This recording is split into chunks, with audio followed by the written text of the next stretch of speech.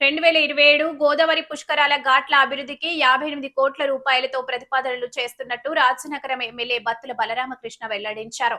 మునికూడలి పుష్కర ఘాట్ ను మోడల్ ఘాట్ గా తీర్చిదిద్దాలని డిప్యూటీ సీఎం పవన్ కళ్యాణ్ ఆదేశించినట్లు తెలిపారు. జలవనరుల శాఖ అధికారులతో రాజానగరం ఎమ్మెల్యే బత్తుల బలరామకృష్ణ ఉన్నత స్థాయి సమీక్ష నిర్వహించారు. ఆయన మాట్లాడుతూ రాబోయే గోదావరి పుష్కరాలను పురస్కరించుకొని సీతానగరం మండలంలోని గోదావరి ఘాట్లకు యాత్రికులు భారీగా తరలివచ్చే అవకాశం ఉందని, దీన్ని దృష్టిలో ఉంచుకొని కొత్త ఘాట్ల నిర్మాణంతో పాటు ప్రస్తుతం ఉన్న ఘాట్లను సర్వాంగ సుందరంగా అభివృద్ధి చేయనున్నట్లు తెలిపారు. నియోజకవర్గ పరిధిలోని నీటిపారుదల, కాలువలు మరియు పుష్కర ఘాట్ల అభివృద్ధికి తీసుకుంటున్న చర్యలను వివరించారు. సీతానగరం మండలంలో 58 కోట్ల అంచనా వ్యయంతో 354 మీటర్ల మేర మొత్తం 13 ఘాట్లను అభివృద్ధి చేయనున్నట్లు వివరించారు.